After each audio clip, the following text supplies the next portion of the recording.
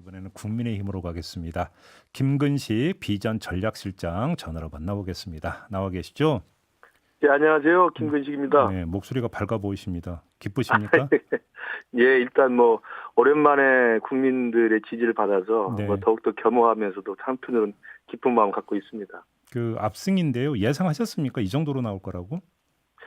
뭐 선거 직전까지도 당 차원에서는 음, 그 경계심을 늦추지 않고 신중하게 더 낮은 자세로 해야 된다는 이야기를 계속 했습니다만 네. 내부적으로 당에서 이제 여론조사도 돌리고 음, 내부적인 정보를 계속 취합을 했기 때문에 네. 그리고 또 실제로 선거 유세 현장에서 지켜보면 음, 많은 분들이 밑바닥 민심이라는 게 문재인 정권에 대한 심판의 민심이 거의 그 쓰나미처럼 있다는 생각이 들어서요. 네. 상당 부분 경계심을 늦추지 않으면서도 이길 수 있다는 확신은 계속 가졌던 거라고 근데 좀 생각합니다. 재미난 게 김종인 비대위원장이 말이 약간 바뀌더라고요. 그러니까 선거를 좀 네. 며칠 전에는 5 내지 7% 차로 이길 거다라고 했는데 전날인가는 갑자기 두 자릿수 차이로 이길 거다라고 말이 바뀌던데요. 이 근거가 어찌 당 내부에서 뭐 나왔던 게 있었습니까?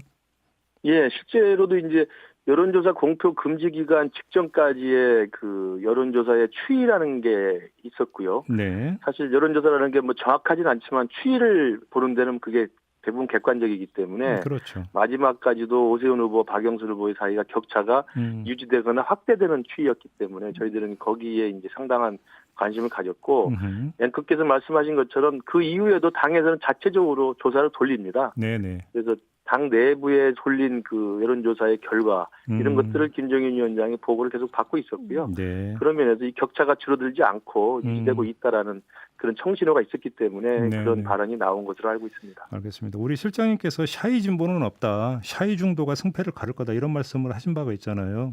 네네. 그대로 맞아 떨어졌다고 보십니까? 예, 저는 뭐 그 부분에 대해서는 뭐 객관적으로 전망을 했다고 생각합니다. 네. 그 사실 뭐 지금 이번에 서울과 부산에서의 그 사실 굉장히 호된 그 문재인 정권에 대한 회초리를 든 건데요.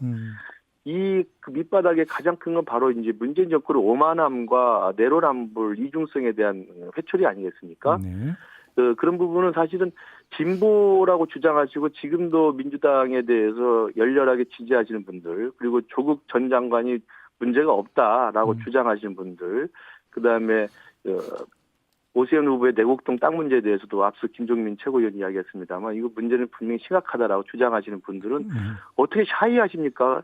부끄러워하지 않습니다. 당당하신 샤이 진보가 아니고 당당한 진보들이고 굉장히 오만한 진보분들도 계시죠. 네. 저는 그렇기 때문에 샤이 진보는 없다고 보를 받고 오히려 지난 2017년에 대통령 선거에서 문재인 대통령을 찍었던 중도 그리고 작년 2020년에 민주당을 선택했던 우리 중도층들이 자신들의 선택을 이제 와서 이제 좀 부끄러워하고 좀 창피해하는 그런 저는 샤이 중도층이 이번에 대거 민심이 바뀌어서 문재인 정권에 아마 매를 든 게 아닌가 저는 생각합니다. 조금 전에 김종민 최고위원 같은 경우는 민주당의 고정 지지층 일부가 지금 그 투표에 참여하지 않았다라고 분석을 했는데 이런 분석은 어떻게 평가하십니까?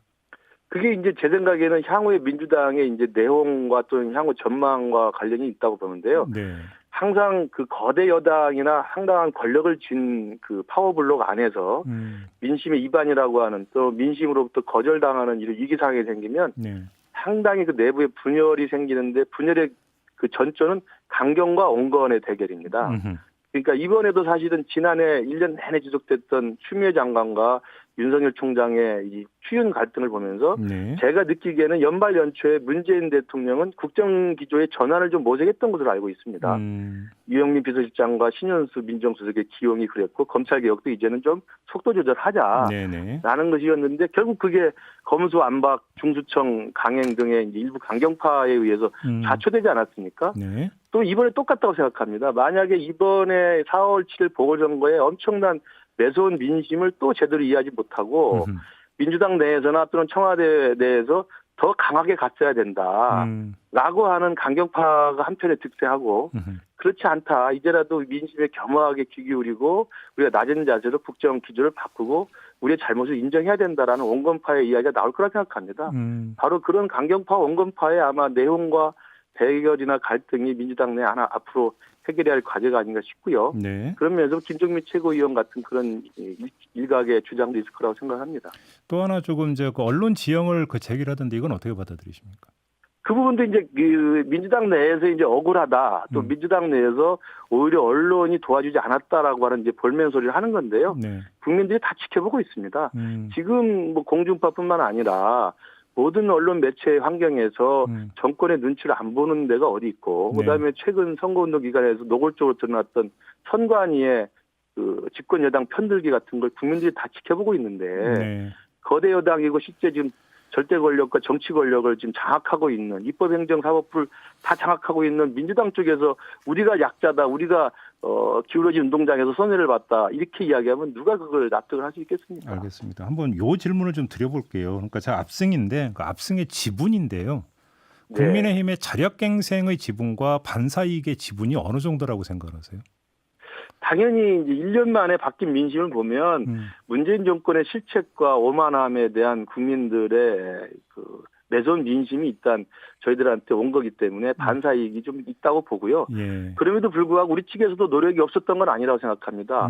여러 가지 이제 우리의 주체적 요인을 생각해 보면 첫 번째로는 김종인 비대위원장 체제에서 중도화 전략이 일정 정도 이제 그 중도층의 민심 위반을 받아 안을 수 있는 그 우리가 그런 역할을 할 수 있었고요. 예. 그리고 광주에 가서 무릎 사과하시고 그다음에 전직 대통령 사과하고 경제 정책에서 중도화 전략을 폈던 게 저는 일정 정도 의미가 있었다고 보고요.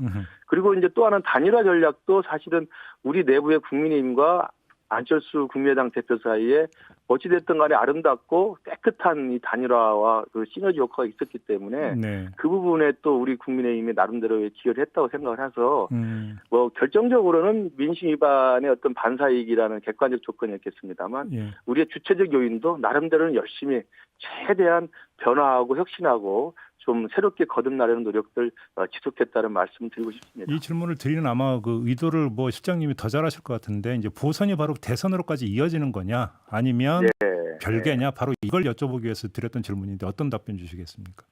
당연히 이번에 저희 보궐선거에서의 우리 당의 준 지지와 승리를 이어가서 내년 대선에서의 정권 교체를 기필코 완수를 하고 네. 그게 사실은 대한민국을 제대로 세울 수 있는 저는 기회라고 분명히 생각합니다. 그러나 예. 그 부분이 우리가 뭐 오만하거나 자만하고 가서는 안 된다고 생각하고요. 예. 이번 보선의 승리를 내년 대선의 더 중요한 정권 교체의 승리로 이어가기 위해서는 더욱더 가혹한 우리 당 내부의 변화, 혁신 그리고 이제 앞으로 있을 당 지도부가 새로 재편이 될 텐데요.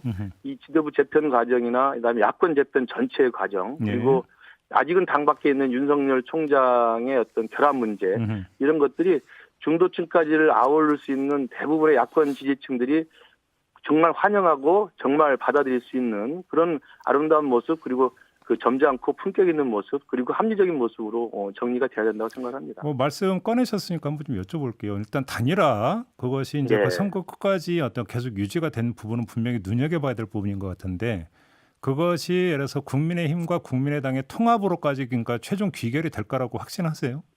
네, 그건 제가 볼 때는 그 실제로 안철수 국민의당 대표께서도 말씀을 한 상태고 네. 저희 당에서도 합당의 형식을 통해서 양당이 야권의 어떤 그 통합을 이루는 데에서는 이견이 없다고 생각합니다. 다만 이제 절차와 시기를 놓고 아마 이제 오늘 김종인 비대위원장이 이제 떠나가시면 네.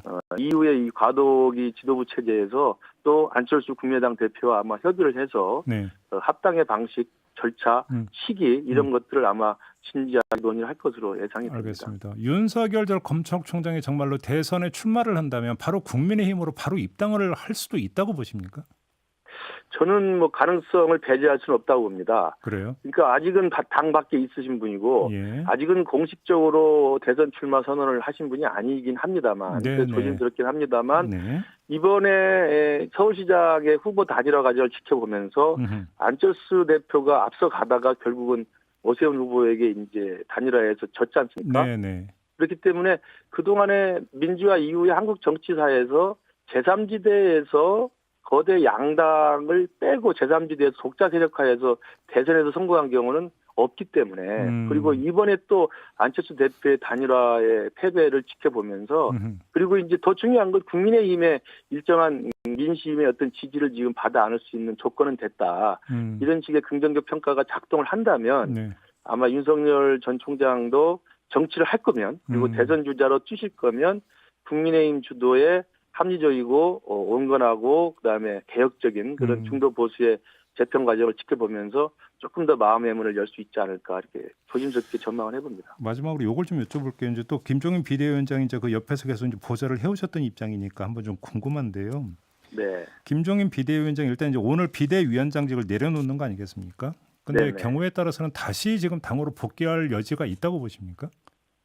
그 부분은 이제 오늘 비대위원장을 내려놓으시면 이제 주호영 원내대표가 권한대행을 하면서 이제 다음 전당대회를 준비하게 됩니다. 네. 그러면 전당대 열차가 일단 출발을 하게 되는 거죠. 그렇죠. 그러면 예. 당대표에 출마하시는 분들이 뭐 이제 하나둘씩 나타나기 시작할 것이고 전당대회 준비를 하게 되기 때문에 그 과정에서 다시 뭐 김종인 비대위원장을 다시 모신다든지 재추대하는 건 현실적으로 쉬워 보지는 않고요. 네. 다만 새롭게 선출되는 지도부 입장에서 예. 이제 다음 차기 지도부라는 게 다음 대선 주자들을 경선 과정을 관리하고 내년 정권 개최를 준비하는 그런 지도부 아니겠습니까? 그렇죠. 그렇기 때문에 누가 봐도 지금 김종인 위원장 혁혁한 성과라든지 그다음에 킹메이커로서의 정치적인 능력과 잠재력 등을 감안해 보면 차기 지도부에서도 내년 대선 승리를 위해서 그리고 내년 대선 경선에 출마하는 후보들과의 어떤 유기적이고 화학적인 결합을 위해서 네. 김종인 비대위원장의 역량과 리더십은 필요할 거라고 생각이 듭니다. 그러니까 이제 어떤 그 뭐 당연히 당 대표 경선 과정은 아니라 이제 본격적인 이제 대선 레이스가 시작이 되는 국면에서는 또 일정하게 역할이 있을 수도 있다 이런 말씀을 이해를 하면 되는 거죠. 네, 맞습니다. 알겠습니다. 자, 오늘 말씀 여기까지 들을게요. 고맙습니다, 실장님. 예, 감사합니다. 네, 지금까지 국민의힘 김근식 비전 전략실장이었습니다.